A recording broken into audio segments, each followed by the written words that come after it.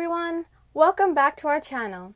Today, we will be showing you how to make a delicious and easy snack. These sandwiches are perfect for when you or your kids need something quick but tasty. There are two options to make.